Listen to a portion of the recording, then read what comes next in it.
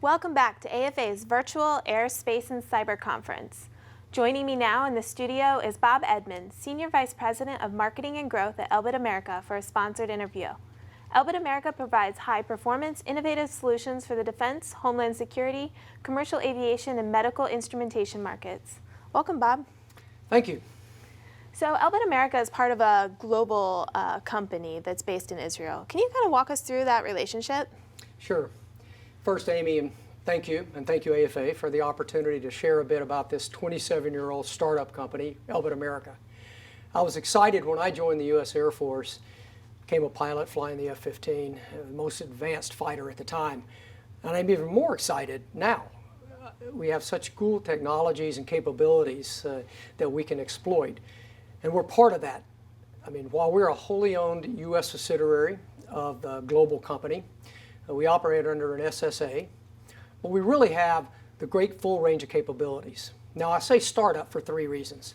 First, we're agile, we're innovative, and we have high technology, just like a startup. Like a lot of other startups, we're not as well known maybe as some of the critical missions that we provide our products and solutions for.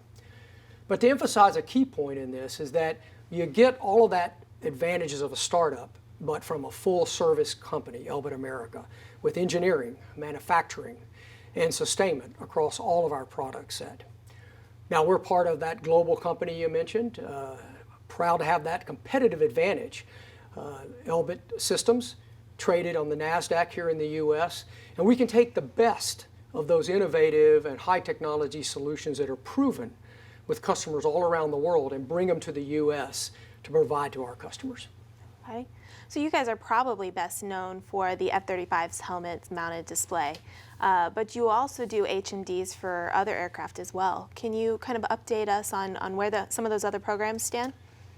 Sure. Well, Amy, I served almost 28 years in the United States Air Force blue uniform. I was wearing a green, sometimes tan flight suit when I deployed.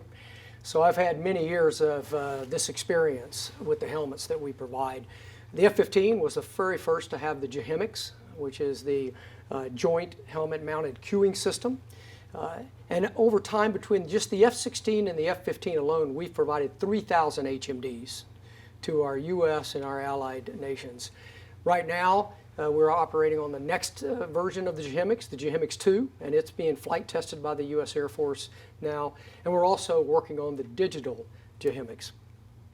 Now, the other part that's kind of interesting about this is that in the environment that we operate in, which is 24/7 for our warfighters, you have to work in all environments to include night. And in 2019, we were fortunate to be able to acquire the night vision business out of Roanoke, Virginia, the oldest and the most capable night vision company in the world.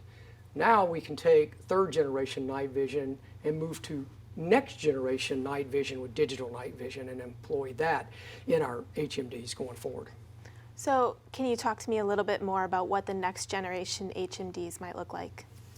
Sure. Let me first by saying challenge accepted, as you say it in the Air Force. We participated in the AFWERX HMD challenge, and that was really about the future part of the HMD. When we think about it, it's still going to be the center of gravity for all decision making, like our F-35 HMD, which is the center of gravity in the F-35. When I flew the F-15, we used to say speed is life. Well, the F-35 pilots now say information is life. So what's happened is that's all fused on the display in the F-35 HMD. So the next generation HMDs are still going to be the center of gravity for faster, quicker, more effective decision making as we move forward. Now, beyond integrated, day, night, color, we're also going to be lighter and have a better center of gravity. I mean, look, pulling G's at 9 G's in a sustained environment, you want that helmet as light as possible. And we want to significantly reduce neck strain on our pilots, if not eliminate it, with that type of lighter weight. In fact, that's part of what the AFWERX HMD Challenge was about. And we're teamed with the companies that can do just that with lighter shells. And then we can use our competitive advantage, which is sensor fusion and augmented reality and infusing things like AI into that next generation helmet in order to make it even better, to put on steroids that aviator, that warfighter's ability to make very good decisions at a timely manner in the really high-paced environment that the future warfare is going to be. Okay. So Elbit America also plays a pretty big role in the new T7 cockpit. Can you talk about that as well as the role that you guys are playing then in the live virtual construction? Sure. Look, we know training, we know cockpits, and we know the mission that the pilots are going to fly. So we've used all of that knowledge as a teammate to Boeing from the very beginning on the T7, or I guess we should call it the ET7 now, right? And I think that's the part of it. Really, it's the way it was designed. So from the very beginning, we were a teammate in this digital design world. What we're providing in our role is the cockpit for the T7, and that's the displays and the avionics and the wide area head-up display, as well as what a key element of it is an embedded training capability. We call it embedded virtual avionics, which can actually be put on any aircraft. You just need a digital display, and that allows you to use this. And look, I've flown this kind of training, this kind of capability with other customers that we provide it for. Unbelievable. So if you think about training and pilot training next and being able to get our pilots trained quicker into mission ready and mission capable faster into the frontline aircraft through an aircraft like the ET7, our cockpit is going to be a revolutionary way to do that, because now you can train much quicker in that cockpit before you go to 5th or even 6th generation aircraft. So we're really proud to be part of that Red Hawk team in order to provide this for the U.S. Air Force. And you mentioned other aircraft. How does this transfer over then to other aircraft? Yeah, like I mentioned, I had the opportunity to fly in another aircraft, and you see the opportunity regardless to be able to put digitally all kinds of different threat scenarios. So think about the advantage in training, where when you take off and you fly to a mission area to train, you don't have to wait till you get there. You can now, through this embedded virtual training, you can put in a whole threat scenario. You can look like there's threats coming at you. You can work your own avionics, whether you have a radar or not, and engage with that. You can defend against the threats in that environment. So this type of capability can be plug and play on any type of platform.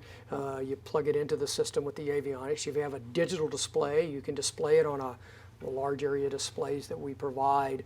You can do it on the head-up display. You can put it on the helmet-mounted display, where you now are flying through a whole virtual training scenario while airborne, not in a simulator, but while airborne, and taking all the necessary actions to be able to do that. So it can be done in any aircraft, and we think that's an advantage. If you start out in the training world, then you can take that same capability that the pilots are used to in the T7 and move it into the other aircraft and use it to advance your training in a much faster and quicker way. Okay. And you mentioned AI earlier, and we've been hearing a lot about that throughout this conference and its potential application in military operations and training. What does Elbit America have to offer on this front, and how might this be incorporated into the service's new advanced battle management system effort?